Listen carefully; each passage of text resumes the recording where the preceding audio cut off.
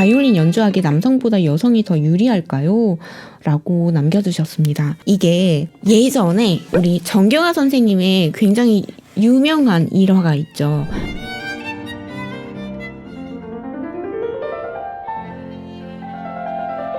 레벤트레이트라는 당대 최고의 권위적인 국제 콩쿠르가 있었습니다. 그 국제 콩쿠르에서 입상을 하게 되면 세계적인 연주자의 반열에 오를 수 있는 기회가 주어지는 굉장한 콩쿠르였죠. 근데 거기에 이반 갈라미언 선생님이 당대 최고의 바이올린 교육자였어요. 근데 그 교육자의 수제자인 그 핑거스 주커만 선생님하고 정경화 선생님하고 두 분이 나란히 피날레까지 올라가게 됐습니다. 근데 남자가 아무래도 항상 유리한 포지션에 있었던 게 맞아요.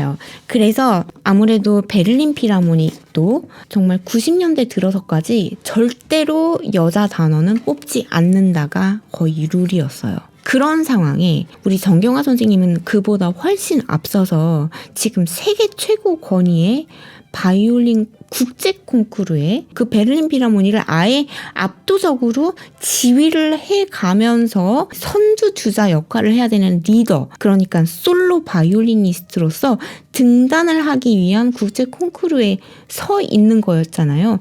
그러니까 당연히 남자가 유리할 수밖에 없었고, 핑거스 주커만은 같은 유대인들, 아무래도 유대인파가 굉장히 많았었거든요. 유대인이었고 하니까 굉장히 불리한 처지였었다고 합니다. 그래서 결국은 두 분이 공동 1위를 합니다. 그래서 그 파장이 어마어마했어요. 어떻게 남자를 이기고, 그것도 유대인을 이기고, 그것도 이반 갈라미언의 수제자를 이기고, 동양의 그것도 여자가 1위를 했다. 굉장한 스칸달이었고, 그랬기 때문에 우리가 정경화 선생님을 음악가로서 굉장히 존경하고, 한국인이면 응당 정경화 선생님을 존경하고 아껴야 된다고 저는 생각을 해요. Don't forget to subscribe. 구독해주세요. 어쨌든 근데 분명히 남자가 유리한 포지션에 예전에 어떤 사회적인 인식적으로 있었고, 두 번째는 항상 여자는 아이를 낳고 양육하고 기르는 데 있어서 신체 조건이 많이 한번 뒤집어지고, 여자는 내조라는 게 있잖아요. 지금은 굉장히 그런 거에서 많이 떠나 있지만 그럼에도 불구하고 아이를 키우고 내적으로 여자는 감정이 조금 더 예민하고, 그러다 보니까 세월의 풍파를 맞아가면서 여자 연주자와 남자 연주자의 퀄리티를 유지하는 데 있어서 조금은 남자가 우위에 있다고 많이들 생각을 해왔고, 하지만 지금은 그게 진짜 많이 좋아졌다고 생각은 합니다. 그래서 지금은 너나 할 것 없이 세계적인 연주자, 거의 여자 바이올리니스트가 대세를 이루고 있잖아요. 그러니까 지금은 뭐 신체적인 조건도 약도 좋아졌고요. 예전에는 그 말이 맞았고, 지금은 남성보다 여성보다 남성이 더 유리하다라는 말이 지금은 아닌 것 같습니다. Smash that like button. 구독해주세요. 오케이. 또 이런 걸 질문을 주셨어요. 지혜님 손은 아주 작은데 벤게로프 같은 남자분은 손가락 엄청 크고 길잖아요. 특별한 차이가 있는지 궁금합니다.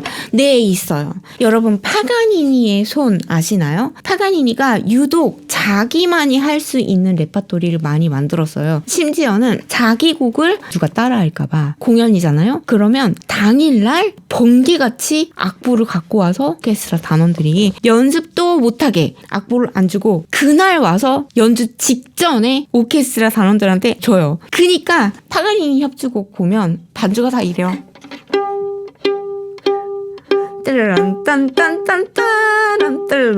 전부 다 이런 식으로 그냥 튕기고만 있고 그냥 한 음만 긋고 있고 다 그러거든요. 근데 그게 물론 그만큼 바이올린 솔로 파트가 현란해서 그런 것도 있는데, 파가니니가 좀 그런 걸 누가 따라할까봐 연주하고 그 다음에 다시 확 걷어가요. 왜 파가니니가 본인만 할 수 있는 곡을 작곡까지 해가지고 그렇게 현란한 테크닉을 보여주고, 너네들은 이런 거 못하지? 그니까 나는 악마의 바이올리니스트야. 어떤 이미지 메이킹 마케팅을 해가지고 돈을 쓸어 담았거든요. 당시에. 그렇게까지 될 때까지 그가 파가니니일 수 있었던 이유는 자신만이 구상할 수 있는 현란한 테크닉을 보여줄 수 있는 곡을 만들었기 때문에 할 수가 있었던 거고요. 그렇게 했었던 이유가 파가니니가요. 거인병은 아닌데 사람들이 추정하는 병이 있었는데 파가니니가 거의 엄지손가락이 검지에 이 반 이상까지 올 정도로 엄지손가락이 무지 길었어요. 그리고 나머지 손가락들도 굉장히 길었습니다.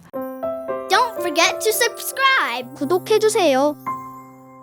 제가 예전에 국제 콩쿠르 나가고 할 때도 파가니니를 절대 흔쾌히 하지 않았거든요. 왜냐면 유독 파가니니가 안 맞아요. 왜냐면 파가니니가 만든 곡들이 자기 신체 조건에 맞게 다른 사람들은 최대한 못 따라 하도록 만들었기 때문에 손가락이 길어야 엄청난 강점을 갖게 돼요. 그래서 바이올린을 연주할 때 이 손가락이 너무 두꺼우면 고음에서 반음 처리하기가 되게 힘들거든요. 그래서 두꺼운 분들은 얇은 손가락이 좋다고는 하는데 손가락이 짧은 거는 조금 단점이 될 수 있어요. 대신 연습할 때 10도를 많이 연습하는 이유가 손가락이 길고 짧은 거를 유연성이 대신해 줄 수가 있거든요. 그러니까 10도를 저는 손가락이 되게 짧으니까 긴 사람들보다는 불편할 수는 있는데 그래도 나은 점은 손가락이 되게 제가 좀 플렉시블한 편이에요. 그래서 손가락이 짧은 걸 커버하는 거지 손가락이 짧으면 정말 큰 단점입니다. 그래서 모든 신체 구조 중에 신경과 뼈가 가장 많은 곳이 손이거든요. 그런 정도로 손은 굉장히 예민해서 아직도 아까 우리 60대에 바이올린을 시작하셨다고 했잖아요. 근데 손가락이 잘 안 움직인다 이런 분들이 있는데 이거는 제가 누수히 말하지만 악기를 잡고만 있어야 바이올린을 연습한다라고 절대 생각하지 않으셨으면 좋겠어요. 이 손가락이 짧은 것마저도 평상시에 손가락을 계속 이렇게 유연성을 유지하느냐가 손가락이 짧음도 커버하고 손가락이 경직된 것도 충분히 풀어주고 연습을 위해서도 많이 만져주고 아까 우리 말씀하신 것처럼 손가락이 짧은 거는 연주자로서 매우 큰 단점이지만 손가락의 유연성 하나로 그걸 모두 커버할 수 있다는 점도 꼭 말씀드리고 싶습니다.